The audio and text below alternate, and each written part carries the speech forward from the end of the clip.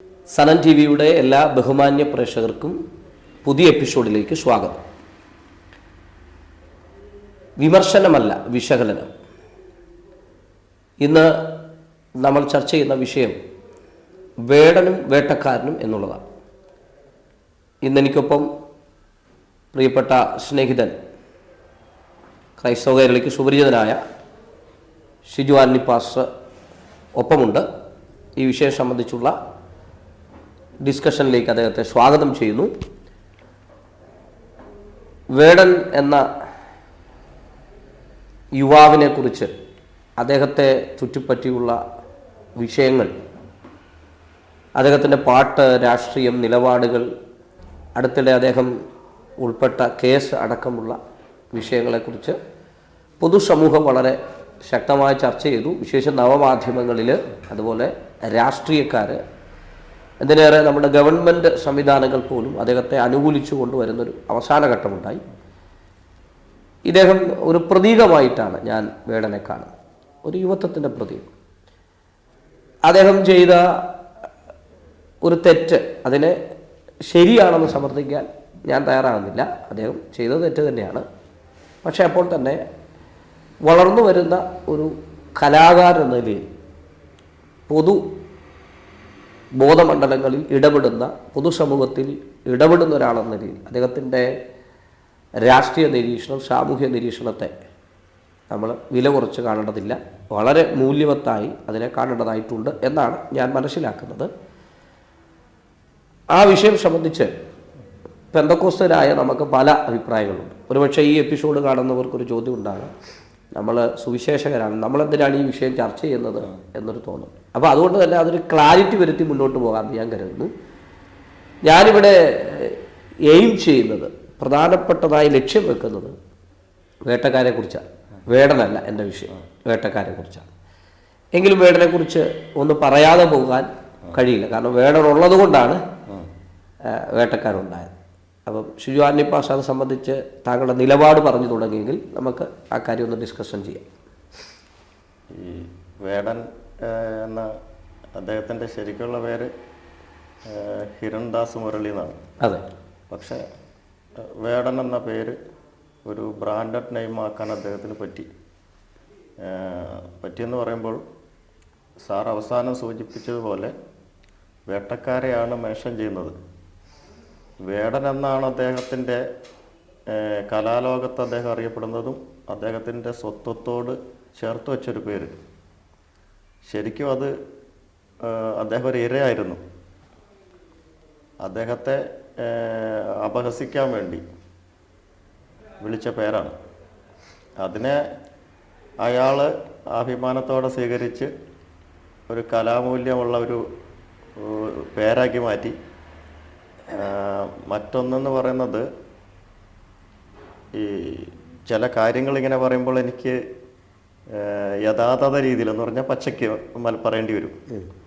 അപ്പം അതിന് ഞാനൊരു പറയുന്നൊരു സമാധാനം, ഇപ്പോൾ ഏതെങ്കിലും ശരീരാവയവത്തിൻ്റെ നാട്ടുഭാഷ പോലെ നമ്മൾ ഏതെങ്കിലും ഒരു ജാതി മതവിഭാഗത്തെ അവഹേളിക്കാനല്ലാതെ പറഞ്ഞാൽ അതിലൊരു പതിത്വം വിചാരിക്കേണ്ട ആവശ്യമില്ല.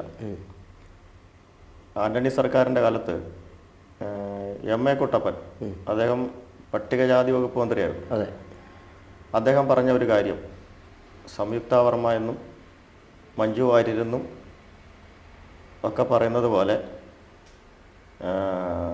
ദളിത് സമൂഹം ചെറുവനെന്നും പറയുന്നെന്നൊക്കെ പേരിൻ്റെ ചേർത്ത് പറയാൻ നമ്മൾ പരിശീലിക്കണം, അതിൽ അഭിമാനിക്കണം എന്നാണ് പറഞ്ഞത്. കുട്ടപ്പനോട് യോജിക്കാം, വിയോജിക്കാം. അപ്പോൾ വേടൻ്റെ സമുദായം എന്താണെന്ന് എനിക്ക് ശരിക്കും അറിയില്ല.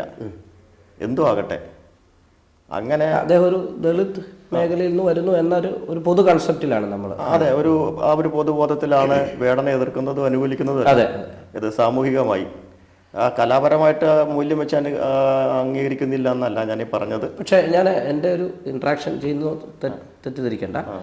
എനിക്ക് തോന്നുന്നു അടുത്ത കാലത്തൊരു അത്തരത്തിൽ ഉയർന്നു വന്ന ഒരാൾക്ക്, കലാഭവൻ മണി എന്ന് പറയുന്ന ഒരു കലാകാരനുണ്ട്. പക്ഷെ കലാഭവൻ മണി ഏർപ്പെട്ട മേഖല വേറെയാണ്. അതായത് മിമിക്രി, സിനിമ രംഗത്താണ്. പക്ഷേ ഒരു ചെറുപ്പക്കാരൻ ഇത്രയും ഒരു ഹൈപ്പ് കിട്ടിയതായിട്ട് അടുത്ത ഒരു കാലത്ത് നമ്മൾ കണ്ടിട്ടില്ല.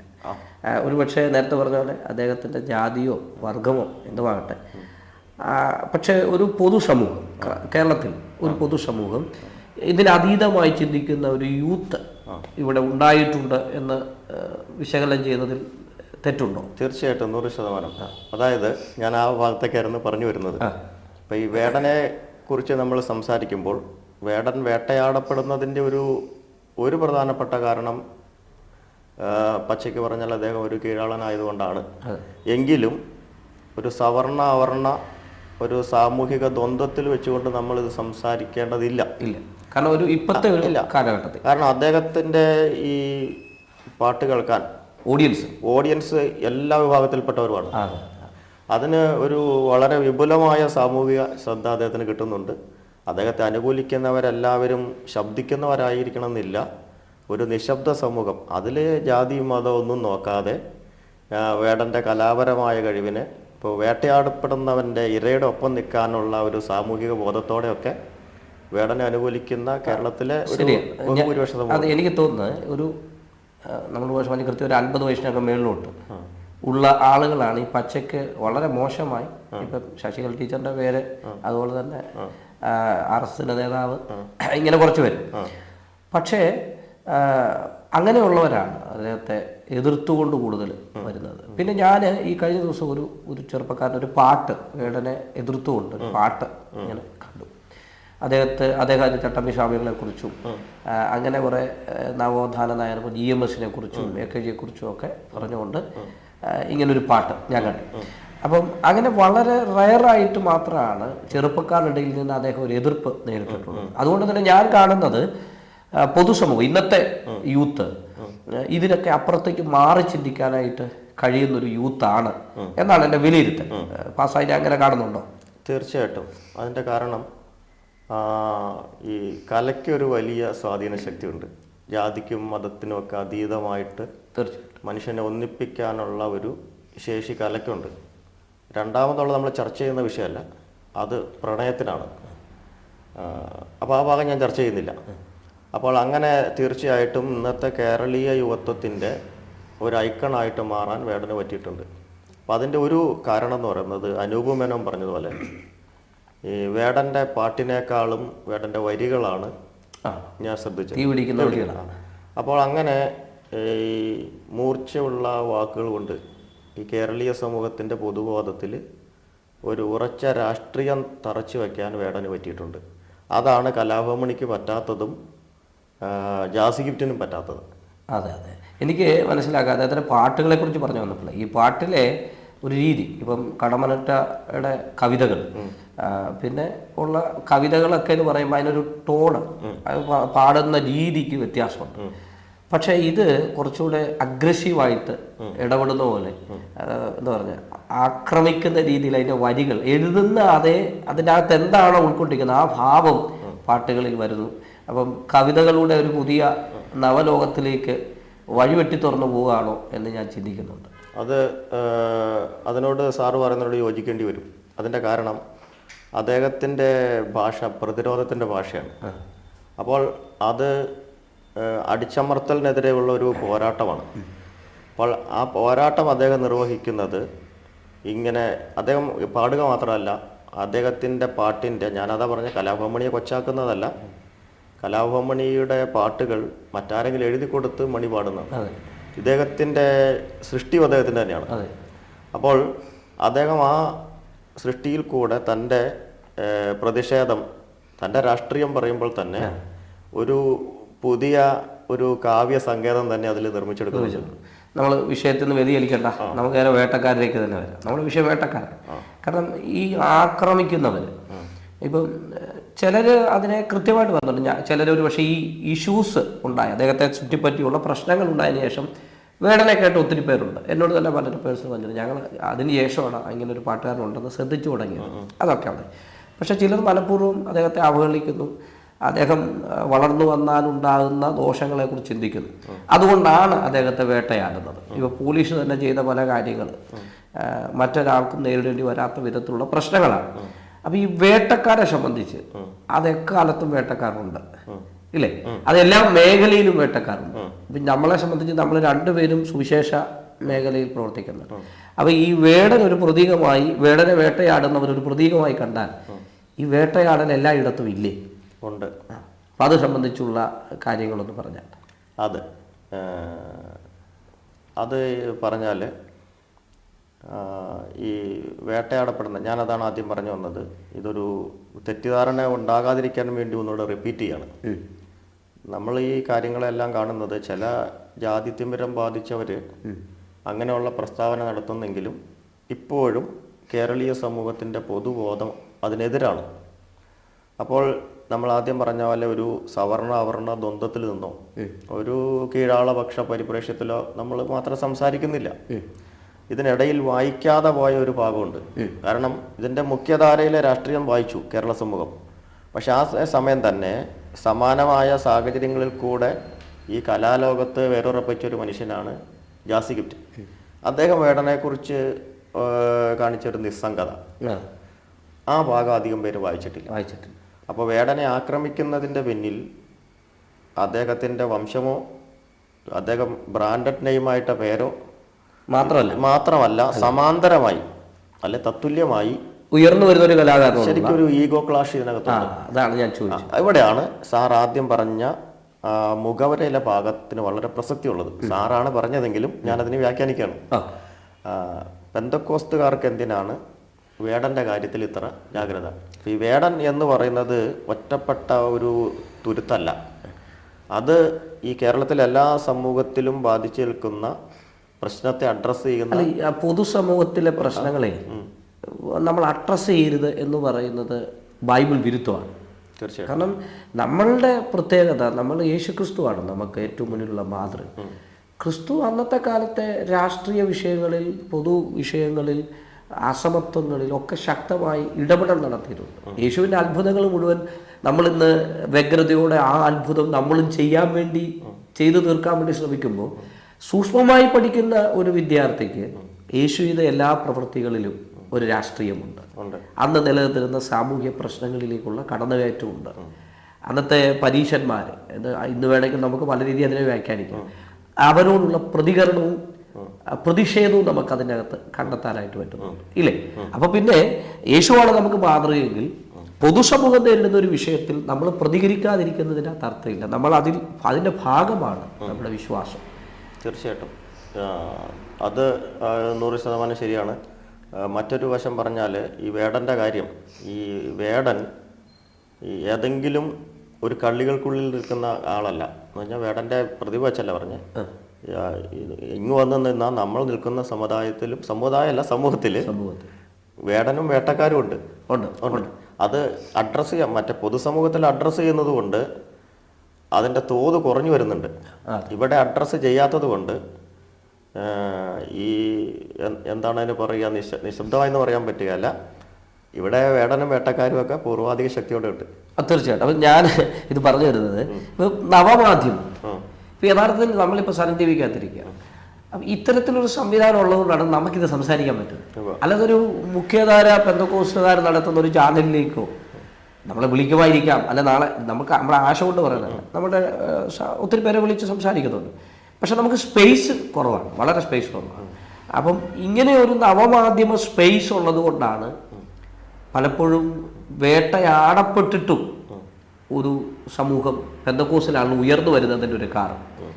ഞാൻ അങ്ങനെ പറയുമ്പോൾ ഇപ്പോൾ എന്നെ സംബന്ധിച്ച് സിജുവാനി പാഷയെക്കുറിച്ചുള്ള എൻ്റെ ഒരു വിലയിരുത്തൽ, താങ്കളൊരു പ്രതിഭയുള്ള ആളായിട്ട് തന്നെ ഞാൻ കാണുന്നു.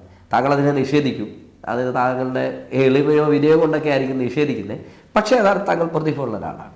എനിക്ക് അടുത്ത കാലത്ത് മലയാള ഭാഷ ഇത്ര നന്നായി, താങ്കൾ എഴുതിക്കൊണ്ട് പുകഴ്ത്തുകയല്ല, അത് ഒരു ഇതായിട്ട് പറഞ്ഞു, നന്നായിട്ട് മലയാളം നന്നായി കൈകാര്യം ചെയ്ത് പ്രസംഗിക്കുന്ന ആളുകൾ പെന്തക്കോസ്തിൽ വളരെ കുറവാണ്. അതിൽ എനിക്ക് ഏറ്റവും ടോപ്പായിട്ട് തോന്നിയിട്ടുള്ള ആളാണ് താങ്കൾ. അപ്പോൾ പക്ഷെ ചിലർ താങ്കളെക്കുറിച്ച് പറയുന്നത് അതേ ഒരു പരശിവ പ്രസംഗം മാത്രം, അതിനപ്പുറത്തേക്ക് അദ്ദേഹത്തിന് കാലിബറില്ല. ഈ കുറേ പദങ്ങളുണ്ട് പെന്തക്കോസ്തിലെ ചില അഭിനവ വേട്ടക്കാർ പറയുന്നൊരു പദങ്ങളുണ്ട്. ഒന്ന്, അവർ കാലിബറില്ല, രണ്ട് സ്റ്റഫില്ല, ഇങ്ങനെയൊക്കെ പറയുന്ന പ്രയോഗങ്ങൾ പറഞ്ഞ് ഈ അടുത്ത വരുന്ന ഒരു തലമുറയെ ഒതുക്കുന്ന ഒരു രീതി, ഒരു വേട്ടക്കാരൻ്റെ രീതി നമ്മുടെ സമൂഹത്തിലില്ലേ? നമ്മുടെ സമൂഹത്തിൽ ഇല്ലേന്ന് ചോദിച്ചാൽ നമ്മുടെ സമൂഹമാണിത് അല്ല, പഠിപ്പിച്ചത്. ഇത് പറയുന്നതോട് താങ്കൾക്ക് നാളെ എന്തെങ്കിലും പ്രശ്നമുണ്ടേ പറയണ്ട. ഇല്ല, അങ്ങനെ പ്രശ്നം. ഒന്നാമത് എന്നെക്കുറിച്ച് തന്നെ ഞാൻ പറയട്ടെ, ഞാൻ അങ്ങനെ ഒരു അപാര മികവുള്ള ഒരാളല്ല. ഒരു ശരാശരിക്ക് താഴെ നിൽക്കുന്ന ഒരു മനുഷ്യൻ തന്നെയാണ്. അവൻ്റെ പോരായ്മകൾ എനിക്കറിയാം. പിന്നെ എങ്ങനെയോ ദൈവാധീനം കൊണ്ട് ശ്രദ്ധിക്കപ്പെട്ടിട്ടുണ്ട് കുറച്ച്. അതിന് കാരണം ഈ പറഞ്ഞ പോലെ നവമാധ്യമമാണ്. ആ നവമാധ്യമത്തിൽ ഈ പ്രധാനപ്പെട്ട നമ്മുടെ മീഡിയയുടെയൊക്കെ അപ്പസ്തോലന്മാർ അവരാരും തന്ന പ്രശസ്തിയല്ല. നമ്മളെപ്പോലെ സാധാരണക്കാരായ സുഹൃത്തുക്കൾ ഈ ഫേസ്ബുക്ക് പോലെയുള്ള മാധ്യമങ്ങളിൽ കൂടെ ടെലികാസ്റ്റ് ചെയ്തിട്ട് കിട്ടിയ ഒരു പബ്ലിസിറ്റി, അതിൽ എനിക്ക് അവരോട് നന്ദിയുണ്ട്, അമിതമായ സന്തോഷമില്ല. പിന്നെ ഈ പെന്തക്കോസ്തിലെ ബുദ്ധിജീവി പട്ടം കിട്ടിയവരും അത് കെട്ടിയവരും അവർ സെലക്റ്റീവ് വിമർശകന്മാരാണ്. എൻ്റെ കാര്യം പോകട്ടെ. അപ്പം നാളെ ഒരു അടുത്ത ജനറേഷൻ, ഇപ്പോഴത്തെ രാഷ്ട്രീയത്തെ ഞാൻ പറയുന്നില്ല, EMS നമ്പൂതിരിപ്പാട് ഭരിക്കുമ്പോൾ അദ്ദേഹം ഭരണം മാറിയപ്പോൾ EK നായനാരെ ഭരണത്തിൽ സഹായിച്ചു. അച്യുതമേനോൻ ഭരണം ഒഴിഞ്ഞപ്പോൾ PK വാസുദേവൻ നായരെ അദ്ദേഹം പുറകിൽ നിന്ന് സഹായിച്ചു. ഇപ്പോഴും കമ്മ്യൂണിസ്റ്റ് പാർട്ടികളെങ്കിലും കുറഞ്ഞത് അവർക്ക് അടുത്ത ഒരു പിൻഗാമികളെ അവർ അല്ല, അത് അങ്ങനെ നമുക്ക് കമ്മ്യൂണിസ്റ്റ് പാർട്ടി മാത്രം അനുകൂലിച്ച് പറയാം. കാരണം ഞാൻ ഇന്ന് രാവിലെ ഞാൻ ചാനൽ കാണുമ്പോൾ ഏഷ്യാനെറ്റ് ന്യൂസിൽ അദ്ദേഹം നമ്മുടെ ബൈ ഇലക്ഷനുമായിട്ട് ബന്ധപ്പെട്ട്, നിലമ്പൂർ ഇലക്ഷനുമായിട്ട് ബന്ധപ്പെട്ട് യൂത്ത് വിങ്ങിൻ്റെ നേതാക്കന്മാർ, കോൺഗ്രസിൽ നിന്നുള്ള രാഹുൽ മാങ്കൂട്ടത്തിലും ഷാഫിയും അതുപോലെ PC വിശ്വനാഥും യൂത്തിൻ്റെ നേതാവും എല്ലാവരും കൂടെ നിന്ന് അവരവിടെ സജീവമായിട്ട് പ്രവർത്തിക്കുക. അപ്പോൾ അവരിങ്ങനെ തമാശയൊക്കെ പറഞ്ഞാണ്. അപ്പം യഥാർത്ഥത്തിൽ ഒരു കൗതുകം തോന്നി. അല്ലെ, കോൺഗ്രസിൻ്റെ അടുത്ത ഒരു ജനറേഷൻ വളരെ സൗഹൃദപരമായി ആക്റ്റീവായി പ്രവർത്തിക്കുന്ന ഒരു ജനറേഷൻ ഉണ്ടെന്ന് തന്നെയാണ് ഞാൻ മനസ്സിലാക്കുന്നത്. ഇവർ ശക്തമായി പ്രവർത്തനം കാഴ്ചവെക്കാൻ കഴിവും ആർജവുമുള്ള ഒരു യുവതലമുറ അവിടെ ഉണ്ടാകുന്നുണ്ട്. ഇടതുവശത്തുള്ളതുപോലെ ഈ ഭാഗത്തും ഉണ്ടാകുന്നുണ്ട് എല്ലായിടങ്ങളും. അതിന് ഒരു പരിധിവരെ വിമർശനങ്ങളും പ്രശ്നമുണ്ടെങ്കിലും ഒരു പിന്തുണ അവർക്ക് പൊതുസമൂഹത്തിൽ നിന്ന് കിട്ടുന്നുണ്ട്. അവരുൾപ്പെട്ട് നിൽക്കുന്ന പാർട്ടിയിൽ നിന്ന് കിട്ടുന്നുണ്ട്. നേതാക്കന്മാരിൽ അത്രമാത്രം കിട്ടിയില്ലെങ്കിൽ കിട്ടുന്നുണ്ട്. ഇവിടെ എനിക്ക് തോന്നുന്നു ഒരുതരം നമ്മുടെ മേഖലയിൽ, ഈ ക്രൈസ്തവ മേഖലയിൽ ഞാൻ കാണുന്നൊരു വിഷയം, ഒരുതരം ആരാധക വൃന്ദങ്ങളുണ്ട്. ഇവ ഷിജുപാസൊക്കെ ഹൈപ്പ് ചെയ്യാനും ഷിജുപാസൊക്കെ വേണ്ടി എഴുതാനും പറയാനും കുറച്ച് പേര്. ഒരു കാലത്ത് പാസ്റ്ററെ പൊളി ഞാൻ അങ്ങനെ വിമർശിച്ചിട്ടുണ്ട്. ചിലർക്ക് വേണ്ടി എഴുതുമ്പോൾ അങ്ങനെ വിമർശിച്ചിട്ടുണ്ട്, ഇല്ലേ, വിമർശിക്കപ്പെടേണ്ടി വന്നിട്ടുണ്ട്. അപ്പം അത് പിന്നീട് ശരിയല്ലെന്ന് നമുക്ക് പലപ്പോഴും തോന്നിയിട്ടുണ്ട്. കാരണം നമ്മൾ ഈ എഴുതാനും അല്ലെങ്കിൽ ഇങ്ങനെ പറഞ്ഞ പലരും പിന്നീട് തിരസ്കരിക്കപ്പെടുന്നു. അല്ലെങ്കിൽ അവരെ നമ്മൾ എഴുതിയത് കൊണ്ട് പ്രത്യേകം നമുക്കും ഗുണമുണ്ടാകുന്നില്ല, അവർക്കും ഗുണമുണ്ടാകാത്ത മേഖലയിൽ പോകും. പക്ഷെ അതിനപ്പുറത്തേക്ക് ഈ അടുത്തൊരു തലമുറയെ സുവിശേഷ മേഖലയിൽ വളർത്തിക്കൊണ്ടുവരാൻ പ്രസ്ഥാനത്തിൻ്റെ നേതൃത്വങ്ങൾക്കോ, നമ്മൾ നേരത്തെ പറഞ്ഞ പോലെ പെന്തക്കോസ്തിൻ്റെ പ്രധാന നാവായിട്ട് നിൽക്കുന്ന മുഖ്യ പ്രഭാഷകർക്കോ കഴിയാതെ പോകുന്നില്ലേ? അവസരം നിഷേധിക്കപ്പെടുന്നില്ലേ? അതെ. ഈ ഇപ്പം പറഞ്ഞാലൊരു തെറ്റിദ്ധാരണ മാറ്റണം ഇനി. കാരണം ഇത് ടെലികാസ്റ്റ് ചെയ്യുന്ന കാര്യമാണ്. അതെ. ഇപ്പം ഈ മുറിച്ച് നിർത്തി കഴിഞ്ഞാൽ ഞാൻ പറഞ്ഞു വന്നത്, കോൺഗ്രസ് പാർട്ടിയിൽ ഇപ്പോഴുണ്ടാകുന്ന കാര്യങ്ങൾ കുറച്ച് പുരോഗമനപരമാണ്. കമ്മ്യൂണിസ്റ്റ് പാർട്ടിയിലെ ഉള്ളൂ എന്നല്ല പറഞ്ഞ്, കുറഞ്ഞ പക്ഷം കേരള രാഷ്ട്രീയത്തിൽ കമ്മ്യൂണിസ്റ്റ് പാർട്ടികളെങ്കിലും അത് ശ്രദ്ധിച്ചു പോകുന്നുണ്ട്. ഈ കോൺഗ്രസിനെ കുറിച്ച് പറയുമ്പോൾ ഒരു നല്ല കാര്യം, അതിൻ്റെ രാഷ്ട്രീയമല്ല, പാലക്കാട് ഉപതെരഞ്ഞെടുപ്പിൽ ഷാബിയ പറമ്പിൽ നിർദ്ദേശിച്ചു എന്നാണ് പറഞ്ഞത്. അവർ നിഷേധിക്കും ചിലപ്പോൾ, അങ്ങനെ അല്ലെന്ന് പറയും. അതെന്തോ ആവട്ടെ, ഞാനതിനെ പ്ലസ് പോയിൻ്റായിട്ടാണ് കാണുന്നത്. അപ്പം എനിക്ക് ശേഷം വേറെ ഒരു യുവാവ് വരണ്ട എന്നല്ല അദ്ദേഹം ചിന്തിച്ചത്, രാഹുൽ മാങ്കൂട്ടത്തിൻ്റെ പേര് നിർദ്ദേശിച്ചു. അങ്ങനെ ഒരു ഉദാരപരമായ മനസ്സ് നമ്മുടെ നടുവിലുള്ള പ്രാമാണികരെന്ന് പറയപ്പെടുന്ന ആളുകൾക്കില്ല. സന്ദർഭവശാൽ ഞാനിങ്ങനെ പറഞ്ഞു പോകുമ്പോൾ രാജു ആനിക്കാട് സാറിനെ പോലെയുള്ള എനിക്ക് കയറിപ്പോകാൻ ഒരു ചുവട് വെച്ച് തന്ന ആളുകളെ ഞാൻ മറക്കുന്നില്ല. അത് ഞാൻ കൃതജ്ഞതയോടെ തന്നെ സ്മരിക്കുന്നു. ഞാനെന്നുള്ള വ്യക്തിയെ വിട്ടേര്. ഇന്നത്തെ ഒരു യൂത്ത് അല്ലെങ്കിൽ അടുത്ത ജനറേഷൻ, അടുത്ത തലമുറ പ്രസംഗകരും അതിൻ്റെ അപ്പോളജിസ്റ്റ് പോലും അവർ പോലും വരാൻ ആഗ്രഹിക്കാത്തവരാണ് ഇന്ന് നിലവിൽ നമ്മുടെ സൈദ്ധാന്തിക ലോകത്ത് സ്വയസൃഷ്ടമായ സിംഹാസനം ഇട്ടിരിക്കുന്ന ആളുകൾ. അത് തന്നെയാണ് ഞാൻ ചോദിച്ചത്. അപ്പൊ അത് അവരിനി നിശബ്ദരാകുന്നില്ല, അവർ വേട്ടക്കാർ കൂടിയാകുന്നു. അതായത് അടുത്തൊരു ജനറേഷനിൽ അവരെ കഴിവുകെട്ടവരായിട്ട് കാണുന്നു, അവർക്ക് കാലിബറില്ല എന്ന് പരസ്യമായിട്ട് എന്ത് ചെയ്തു, അവരെ തള്ളി, അവരുടെ അവസരങ്ങളെ നിഷേധിക്കുന്നു. എനിക്കറിയാം പലരും ഈ കൺവെൻഷൻ മേഖലകളിലും മറ്റു അവർ പലരുടെയും പേരുകൾ, യുവാക്കളായ പലരുടെയും പേരുകൾ എഴുതുമ്പോൾ അത് വേണ്ട എന്ന് പറഞ്ഞ്, അത് പോരാ, അവർ കൊള്ളില്ല എന്ന് പറഞ്ഞ് വെട്ടുമ്പോൾ, അപ്പോൾ ഉദാഹരണം പറഞ്ഞാൽ ഇപ്പോൾ ഷിജു പാസ്റ്റർ പേര് ഇപ്പോൾ സനൽ ടി വിയിലെ റോഹിച്ചാൻ പറയാം, നമുക്ക് ഷിജു ആൻ്റെ വിളിക്കും. അവിടെ ഞാൻ പറയുന്നു, ഓ ഷിജു പോരാ, കാലിബറില്ല എന്ന് പറഞ്ഞ് എനിക്ക് ഷിജുവിനെ വേണം എന്ത് ചെയ്യാം, ഒഴിവാക്കാം. അപ്പം എന്നെപ്പോലെ ഒരാൾ റോഹിച്ചായോട് പറയുമ്പോൾ ഞങ്ങളുടെ സൗഹൃദത്തിലും അദ്ദേഹം എന്നെ ഒരു നല്ല സുവിശേഷകനായും അത്യാവശ്യം അറിവുള്ള ഒരാളായിട്ടാണ് കാണുന്നത് കൊണ്ട് സുൽസാർ പറഞ്ഞിട്ട് അത് ശരിയുണ്ട് എന്ന് പറഞ്ഞ് നിങ്ങളെ തമസ്കരിക്കുക. യഥാർത്ഥത്തിൽ ഞാൻ നിശബ്ദനായ വേട്ടക്കാരനാകുക, കൂളായിട്ട് ആരും അറിയാതെ. നേരത്തെ പറഞ്ഞാൽ വേടനെ വേട്ടയാടിയത് ശശികളെയും RSന്റെ നേതാവൊക്കെ പരസ്യമായിട്ടാണ് സംസാരിച്ചു. ഇത് പരസ്യമല്ല, വളരെ ഗ്രാസ് റൂട്ടിൽ ചെന്നിട്ട് വേട്ടയാടുന്ന വേട്ടക്കാരൻ നമ്മുടെ ഇടയിലുണ്ട്. അതാണ് ശരിക്കും വേട്ടയുടെ രീതിശാസ്ത്രം. അതാണ് കാരണം. അല്ല, അത് ഞാൻ ചോദിക്കട്ടെ, ഈ ശശികല ടീച്ചർ പറഞ്ഞത് അവരുടെ അഭിപ്രായമല്ലേ?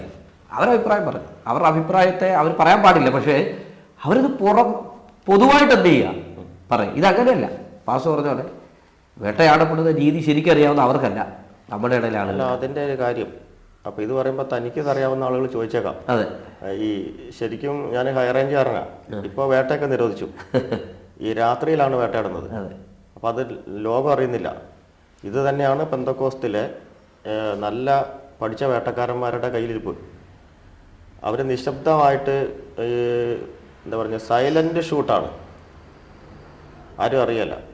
അപ്പോൾ ഈ ഇരയ്ക്കും വേട്ടക്കാരനും ഒപ്പം ഇടുക എന്ന് പറഞ്ഞ പോലെ സൈലൻ്റായിട്ട് ഷൂട്ട് ചെയ്യുകയും ചെയ്യും, കാണുമ്പോൾ തോളത്ത് തട്ടുകയും ചെയ്യുന്ന, വേട്ടയാടലിൽ പോലും ആത്മാർത്ഥതയില്ലാത്ത ഒരു കൂട്ടം ആളുകൾ ഇവിടെ ഉണ്ട്. അപ്പം ഞാനതിനെ പറഞ്ഞേ, കേവലം ഈ വേടൻ്റെ ഒരു വിഷയം നമ്മൾ അത് ഒത്തിരി ചർച്ച ചെയ്യപ്പെട്ട വിഷയമുണ്ട്, അത് അത്ര പുതിയൊരു വിഷയമായിട്ട് ആരും കാണുന്നില്ല. പക്ഷെ ഞാനതിൽ നിന്ന് മനസ്സിലാക്കിയൊരു കാര്യം, ഈ വേടനെ വേട്ടയാടുന്ന ആ ഒരു ശൈലി കേവലം ഒരു സാമൂഹിക വിഷയത്തിൽ മാത്രമല്ല, എല്ലാ മേഖലകളിലും ഉണ്ട്.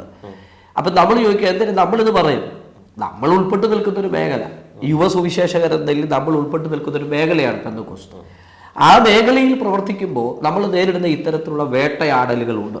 അപ്പം എനിക്ക് പെന്തക്കോസ്ത് സമൂഹത്തോട് പറയാനായിട്ടുള്ളത്, ഒരാളെ തമസ്കരിക്കുമ്പോൾ അല്ലെങ്കിൽ അവരെ കൊള്ളില്ലെന്ന് പറഞ്ഞ് മാറ്റി നിർത്തുമ്പോൾ അത് ശരിയാണോ, യാഥാർത്ഥ്യമാണോ എന്ന് തിരക്കാനുള്ളൊരു ബാധ്യത പെന്തക്കോസ്തിന്റെ പൊതു മണ്ഡലത്തിലുണ്ട്, സമൂഹത്തിലുണ്ട്, ഇല്ലേ? അതല്ല അതിന്റെ ശരി. അതുകൊണ്ട് അതായത് ഇതിനെ നിശബ്ദമായി സപ്പോർട്ട് ചെയ്യുന്നത് ഒരു കുറ്റകരമായ മൗനമാണ്. അതിനെ ചെറുത്ത് തോൽപ്പിക്കണം, അല്ലെങ്കിൽ അത് അന്വേഷിക്കണം. പിന്നെ ഒരാൾ അങ്ങനെ പറഞ്ഞു എന്നതിൻ്റെ പേരിൽ അവസരം നിഷേധിക്കേണ്ട ആവശ്യമില്ല, ഒന്ന് പരീക്ഷിക്കാം. അപ്പം പരീക്ഷിക്കാനുള്ള ഒരു ഒന്നാമത്തെ സാധ്യതയെങ്കിലും എന്ത് ചെയ്യണം, വിനിയോഗിക്കണം. രണ്ടാമത് എന്ന് പറയുന്നത്, ഇവർ ചെയ്യുന്നത് സാമൂഹ്യ ദ്രോഹമാണ്. കാരണം അടുത്ത ജനറേഷൻ ഇല്ലാതെ വന്നാൽ പെന്തക്കോസ്ത് കമ്മ്യൂണിറ്റിയുടെ വളർച്ച മുരടിക്കും. തീർച്ചയായും. ഈ ന്യൂജൻ സഭകളിലേക്ക് നമ്മൾ വന്ന് ചർച്ച അങ്ങോട്ട് പോയി. ന്യൂജൻ സഭകളിലേക്ക് യൂത്ത് പോകുന്നതിൻ്റെ കാരണം ഇവിടെ ഉള്ള ഹരാസ്മെൻ്റ് ഒന്നും അവർക്ക് അവിടെ ലഭിക്കുന്നില്ല. അവിടുത്തെ ഒരു പോരായ്മ എനിക്ക് തോന്നിയേക്കുന്നത് ദൈവശാസ്ത്രമില്ല. ഇവിടെ ദൈവശാസ്ത്രമുണ്ട്, പക്ഷേ യൂത്തിന് സ്പേസ് ഇല്ല. ശരിയാണ്. ഇപ്പം ഈ അവിടെ ഡാൻസ് ആയിരിക്കാൻ കളിക്കുന്നത്, പക്ഷെ ആ ഡാൻസ് കളിക്കാനുള്ള സ്വാതന്ത്ര്യം അവിടെ ഉണ്ട്. ഇവിടെ മര്യാദയ്ക്ക് പ്രസംഗിക്കാനുള്ള സ്വാതന്ത്ര്യമുണ്ട്, പക്ഷേ അവസരം കിട്ടാത്ത ഒരുപാട് പേരുണ്ട്. ഒത്തിരി കഴിവുണ്ടായിട്ട് തീർച്ചയായിട്ടും യുവപ്രഭാഷകരിൽ വളരെ നന്നായി പെർഫോം ചെയ്യുന്ന, നല്ലപോലെ വേദികൾ എടുക്കുന്ന, ആനുകാലിക വിഷയങ്ങളെ അവലംബമാക്കി സംസാരിക്കുന്ന, രാഷ്ട്രീയം നന്നായി പറയാൻ അറിയാവുന്ന ഇഷ്ടം പോലെ ചെറുപ്പക്കാർ നമ്മുടെ ഇടയിലുണ്ട്. അവർക്ക് പക്ഷേ നമ്മൾ സ്പേസ് കൊടുക്കുന്നില്ല എന്നുള്ളത് വളരെ പ്രധാനപ്പെട്ട കാര്യം തന്നെയാണ്. ഞാൻ കണ്ടിട്ടുണ്ട് പലരും വിലപിക്കുന്നത്, അതായത് നമ്മുടെ നേതൃത്വത്തിലുള്ള പലരും പറഞ്ഞിട്ട് അടുത്തൊരു തലമുറ ശക്തമായിട്ട് വരുന്നില്ല. എനിക്ക് അവരോടുള്ള ഒരു അപേക്ഷയല്ലേ പറയാൻ പറ്റും, നിർദ്ദേശിക്കാൻ പറ്റുക നമ്മുടെ ജ്യേഷ്ഠ സഹോദരന്മാർ അല്ലെങ്കിൽ നമ്മുടെ മുതിർന്ന നേതാക്കന്മാരിൽ. അപ്പോൾ അവരോടുള്ള അപേക്ഷ, നിങ്ങൾ എന്തുകൊണ്ട് ഇങ്ങനെയുള്ളവരെ ഉയർത്തിക്കൊണ്ടുവരാനോ അവർക്ക് അവസരം കൊടുക്കാനോ തയ്യാറാകാതെ കഴിവുള്ളിടത്തോളം അവരെ തമസ്കരിക്കാനും മാറ്റി നിർത്താനായിട്ടുള്ള ശ്രമമാണ് നടത്തുന്നത്. അതൊരു വേട്ടക്കാരൻ്റെ മനസ്സാണെന്നാണ് എൻ്റെ പക്ഷം. അത് ഉപേക്ഷിച്ചിട്ട് അവരെ കൂടെ പരിഗണിക്കുന്ന നിലയിലേക്ക് വരേണ്ടതാണ്. വരുമെന്ന് പ്രതീക്ഷയുണ്ടോ? പക്ഷെ വേട്ടക്കാരുടെ ഒരു പൊതുസ്വഭാവം അനുസരിച്ച് ശീലിച്ചതേ അവർക്ക് ചെയ്യാൻ പറ്റുള്ളൂ. പിന്നെ മാറിയാൽ നല്ലത്. പിന്നെ ഇതിൻ്റെ ഒരു മറുവശം എന്ന് പറഞ്ഞാൽ ഈ വേടൻ വേട്ടയാടപ്പെട്ടത് സാറ് പറഞ്ഞ പോലെ പരസ്യമായിട്ടാണ്.